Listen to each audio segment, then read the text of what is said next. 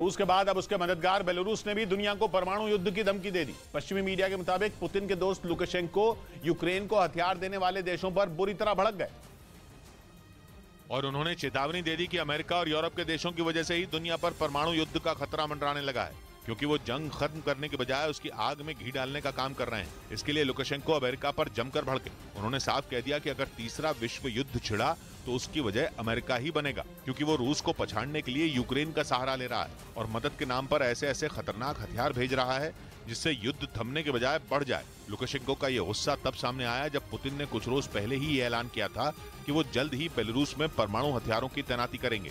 और पुतिन के इस ऐलान ने पूरी दुनिया में खलबली मचा दी, क्योंकि ऐसा पहली बार हुआ जब रूस ने अपने परमाणु हथियार किसी दूसरे देश में तैनात करने का फैसला किया, वो भी तब जब यूक्रेन जंग के नाम पर अमेरिका और ब्रिटेन समेत दुनिया के कई देश रूस के खिलाफ खड़े हैं और वो युद्ध जीतने के लिए जेलेंस्की की हर मुराद पूरी कर रहे हैं। कहा जा रहा है कि इसी वजह से पुतिन का गुस्सा सातवें आसमान पर है और बेलारूस में परमाणु हथियारों की तैनाती की बात कहकर उन्होंने बेहद खतरनाक संकेत भी दे दिए। अब उनके दोस्त लुकाशेंको भी कुछ उसी तरफ इशारा कर रहे हैं। वो पश्चिमी देशों को धमका रहे हैं कि उन्होंने अगर जंग से कदम पीछे नहीं खींचे तो परमाणु युद्ध ज्यादा दूर नहीं।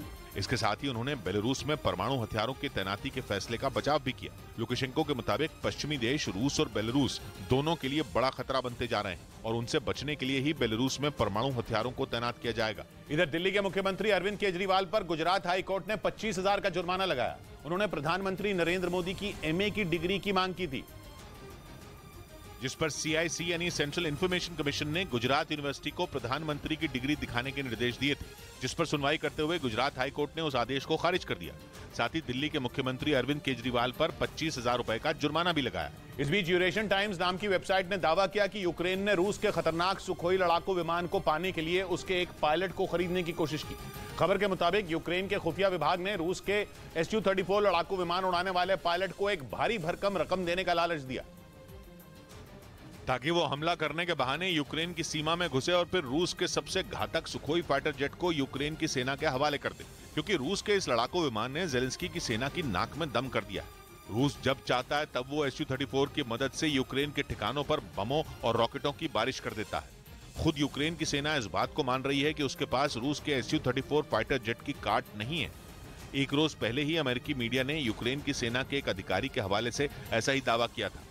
खबर है कि इसी वजह से यूक्रेन ने इससे पार पाने का एक अलग तरीका निकाला और उसने इस फाइटर जेट को उड़ाने वाले रूसी पायलटों के आसपास जाल बिछाना शुरू कर दिया। रूस के मुताबिक यूक्रेन की खुफिया एजेंसी के जासूस ऐसे रूसी पायलटों से संपर्क करने की कोशिश में जुट गए जिन्हें Su-34 से हमले करने के लिए तैनात किया गया था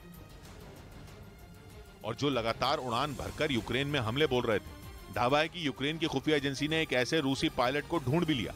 रूस का यह पायलट उस टीम का हिस्सा था जो सुखोई लड़ाकू विमानों से यूक्रेन पर हमले बोलती थी। खबर के मुताबिक यूक्रेन के जासूसों ने उसे इस बात के लिए तैयार किया कि वो हमला बोलने के बहाने Su-34 लेकर यूक्रेन पहुंचे और फिर उसे किसी सुरक्षित जगह पर छोड़ दे, जिसके बाद उस लड़ाकू विमान पर यूक्रेन की सेना कब्जा कर ले। दावा है कि इसके लिए यूक्रेन की तरफ से उस रूसी पायलट को $1 मिलियन यानी भारतीय रुपयों में 8 करोड़ से ज्यादा देने का लालच दिया गया। और खबर के मुताबिक रूस Su-35 फाइटर जेट उड़ाने वाला पायलट इसके लिए तैयार भी हो गया। इतना ही नहीं, वो लड़ाकू विमान से जुड़ी अहम जानकारियां और यूक्रेन के ऊपर हमले की योजनाओं के बारे में भी बताने के लिए तैयार हो गया और इसके लिए भी उसे यूक्रेन से अलग से पैसे मिलने थे। लेकिन इससे पहले कि यूक्रेन इस तरीके से रूस का खतरनाक लड़ाकू विमान हासिल कर पाता, उसका प्लान फेल हो गया, क्योंकि रूस की खुफिया एजेंसी ने उस पायलट का पता लगा लिया जो यूक्रेन तक Su-34 लड़ाकू विमान पहुंचाने वाला था। हालांकि यूक्रेन उस पायलट से फाइटर जेट के बारे में कई अहम जानकारियां निकलवाने में कामयाब रहा, लेकिन उसके हाथ रूस का घातक Su-34 लड़ाकू विमान नहीं लग सका, जबकि यूक्रेन ने इसकी पूरी तैयारी कर ली थी कि जैसे ही रूसी पायलट Su-34 लेकर उसके इलाके में पहुंचेगा, वो विमान समेत उसे सुरक्षित जगह पर ले जाएगा। लेकिन रूस की खुफिया एजेंसी ने उसके प्लान पर पानी फेर दिया। इधर पाकिस्तान के कराची शहर में बीरबल जनानी नाम के हिंदू डॉक्टर की गोली मारकर हत्या कर दी गई। हमलावरों ने उनकी गाड़ी पर ताबड़तोड़ गोलियां बरसाई, जिसमें उनकी मौत हो गई, जबकि उनके साथ मौजूद एक महिला डॉक्टर घायल हो गई। घटना का जो वीडियो सामने आया उसमें उनकी कार हमले के बाद एक दीवार से टकराती हुई नजर आई। पुलिस ने इस हमले को टारगेट किलिंग बताया।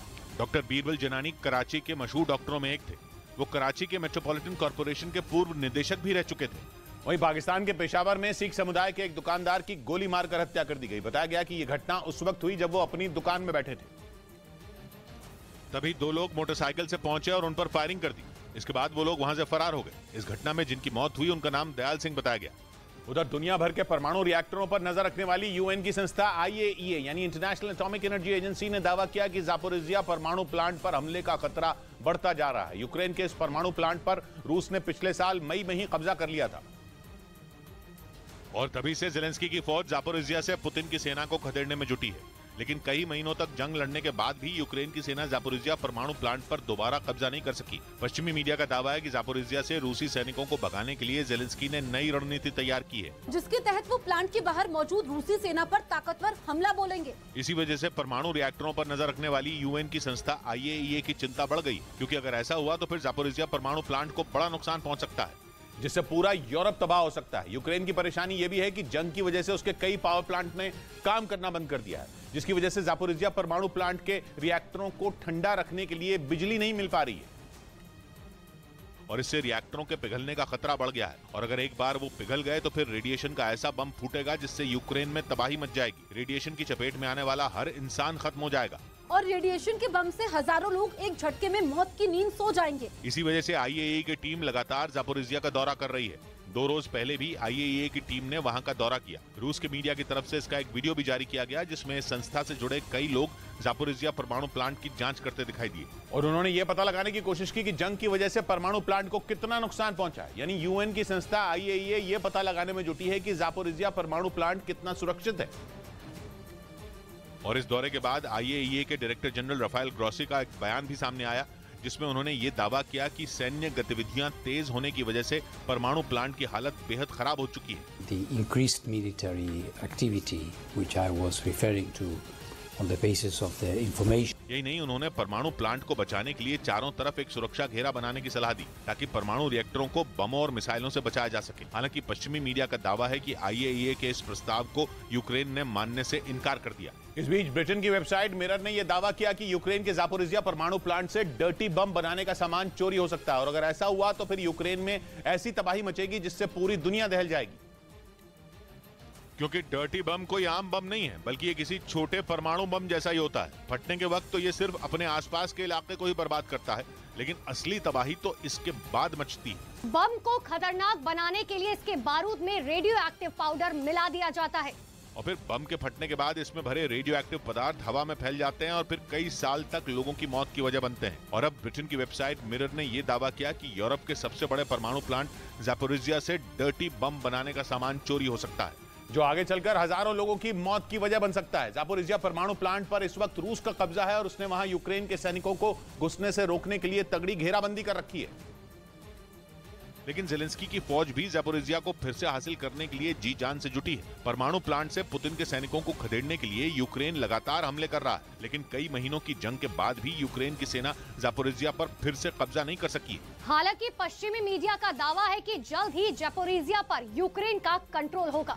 लेकिन ब्रिटेन की वेबसाइट मिरर का कहना है कि जंग की वजह से परमाणु प्लांट के अंदर बम बनाने की चीजें फैली हुई हैं और उनकी सही तरीके से देखरेख नहीं की जा रही है, जिससे उन चीजों की चोरी होने का खतरा बढ़ गया है। और इसी वजह से यह दावा किया जा रहा है कि जापोरिजिया परमाणु प्लांट से डर्टी बम बनाने का सामान चोरी हो सकता है। इससे पहले पिछले साल नवंबर में पुतिन ने यूक्रेन पर डर्टी बम बनाने का आरोप लगाया था और उन्होंने ये दावा किया था कि उनके पास ज़ेलेंस्की के डर्टी बम वाले प्लान की पूरी जानकारी है। पुतिन का आरोप था कि जंग में नेटो को शामिल करने के लिए यूक्रेन डर्टी बम को अपने ही देश में फोड़ने की तैयारी में था, क्योंकि ऐसा करते ही अमेरिका समेत नेटो के तमाम देश जंग में कूद पड़ते।